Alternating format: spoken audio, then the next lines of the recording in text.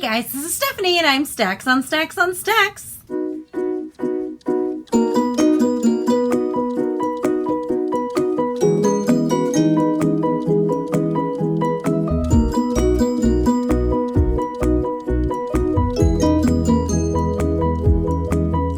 Today I'm sitting once again. I had the same setup from a few days ago when I filmed with Mark, and I was like, well, all the lights are set for a sitting person and I'm kind of lazy, so it's kind of what you got today. They're like super dirty and smudgy, but I'm gonna wear them anyway so that I can read things when I'm trying to talk to you guys. So I'm coming to you guys with a Monday Reads. I have a box to open up quickly, a book that I bought last month and I forgot to tell you guys about it, and what I have read so far this month. It is the 9th. No, that's not right. Is it? No, today's the 6th. Today is the 6th, and this will go up on Monday. So I wanted to get this filmed and ready to go because I'm going to be out of town for a few days, and I want this to be posted on Monday. So we're going to do this. I have read 3 books so far this month, and I will get my other month wrap-ups up soon. I will probably get them up probably within the next month and a half. I'm probably going to film them in the next week and a half, but I will get them out to you guys soon for April, May, June, and July, and I think I have 1 book in March. But I'm going to put that on the April one because, well, I'm too lazy to do an extra video. Let's be honest about that. The first book I finished this month was Shadow and Bone by Leigh Bardugo. And I really liked this book. Now, here's the problem. This book is super hyped. This is a book that people are like, oh my gosh, I love this book. This is the best book.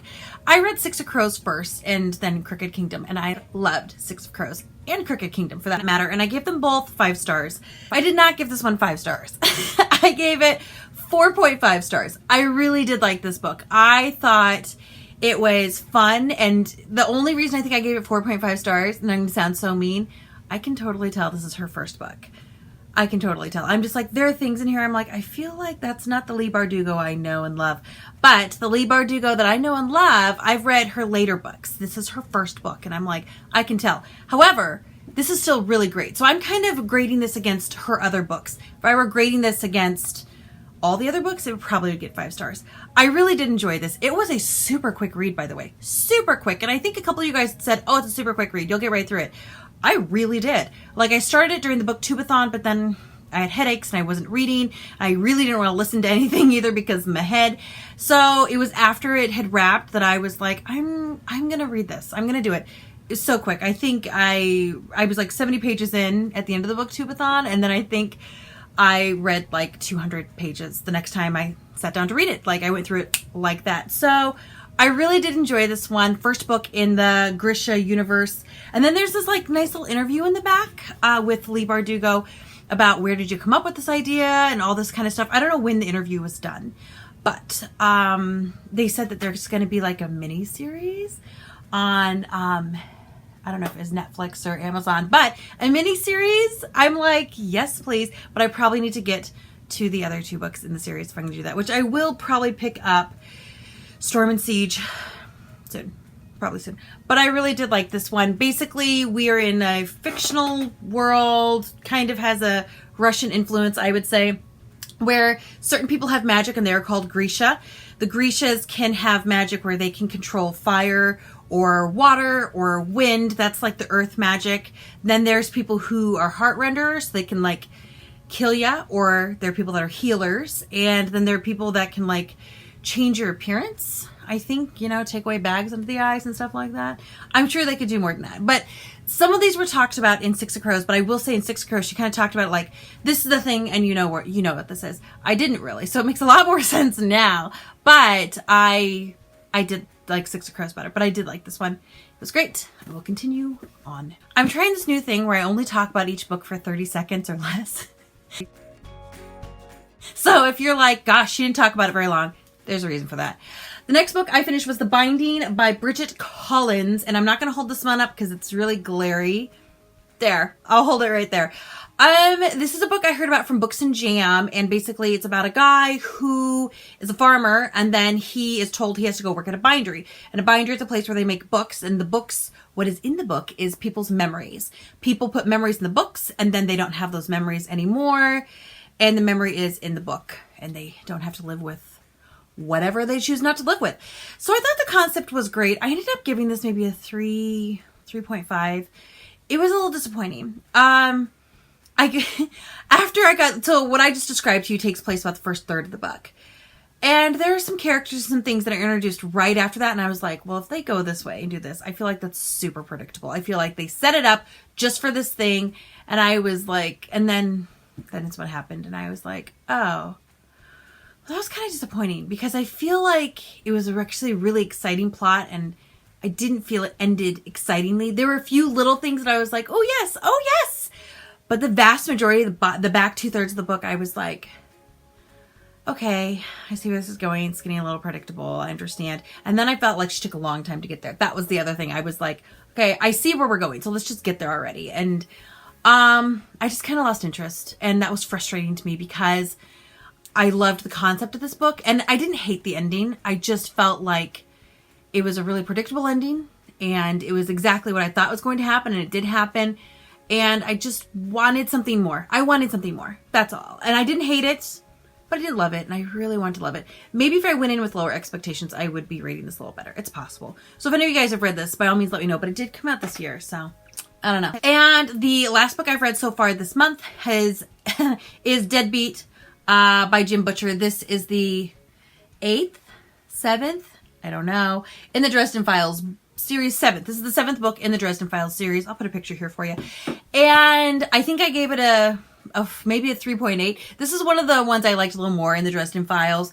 This one has some characters in it that have been arcing for the last 2 books that have kind of come more into themselves, and I like that. And then he's pulled a few characters from like past books. And this one just has a lot of characters in it that I really, really liked. And I think the next 1 or 2 do as well. So I'll probably try to get to those sometime soon. But I've read it before. It's a reread, but I liked it the second time too. So on to the books that I'm going to be reading. I'm going to be going on a trip. And I just talked to you guys in my last video about the books I'm going to be taking on a trip. So you kind of already know. I am about halfway through The Wicked and the Divine. The Faust Act by Gillen, McKeevy, Wilson, and Cowles. This is a library book. It's super white, so I'm not going to leave it up. I'm like halfway through, so I'll actually probably finish this one before I leave on my trip in a day and a half because it's a pretty quick read. It's a graphic novel. I like the art. Actually, I think the art is beautiful. The plot is super duper dark. It like follows Satan, which I wasn't expecting it. I was like, oh, we're defending Satan. I don't actually defend Satan. So I don't know if it's a series I'll continue with. I will definitely finish the book. Maybe by the end of the book, it'll hook me into the next one. Who knows? I also started Orange Future, which is the 3rd Orange by Ichigo Takino. I get worse at saying his name every time. I actually started this during the readathon as well, and I got like a third of the way into it. I also want to finish this one before I go because I want to wrap it up and I don't want to take it with me. One I think I will be taking with me is Rurouni Kenshin, or as my niece calls it, just Kenshin. I have most of the series, so I really do want to get it started and get reading these. Little note into my future Stephanie. I actually want to read a bunch of these during the Get Graphic with It readathon, which will probably be in October. So I want to get started now. Another book I might start while I'm on my trip at Siege and Storm. I have this on audio, so I won't take this book with me, but I will probably listen to it at some point or another. Otherwise, I'm planning on taking 2 physical books with me. I don't know which 2 I'm going to take. I might take the Time Traveling Fashionista, but it's a hardcover one. But it's one I've been wanting to read for a while, and I've been more in the mood for it. So there's that one. I will take Mismatched, which is a book club pick. And fortunately, they haven't set the date that we're going to talk about it, which is good because I haven't read it yet. And I need to do that. And I might take The Legend of Wonder Woman Origins. This is a graphic novel, which I started a while ago, and I'm about a quarter of the way into it.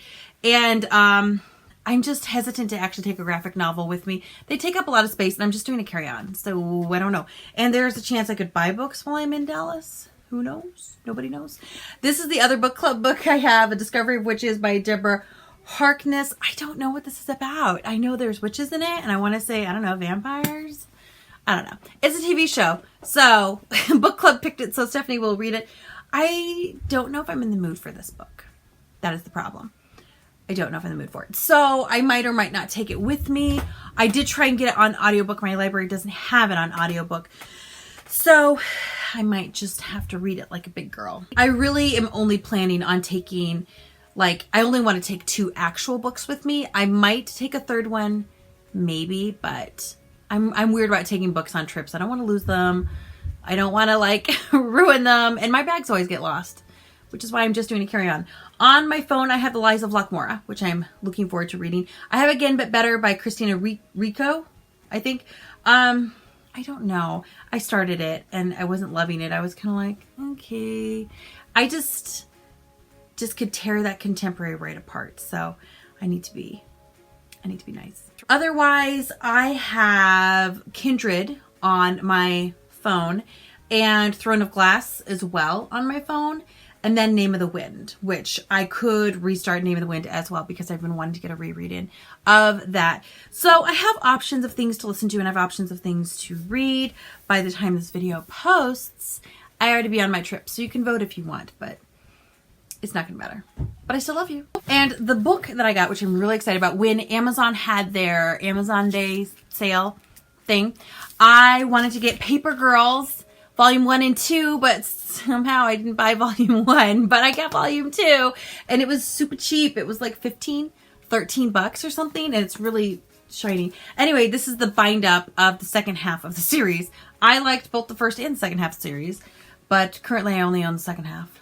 We'll have to see if Santa comes by and gives me something fun for Christmas. Okay, I'm gonna open my box. So this is my coffee and a classic box, of which I paid for myself.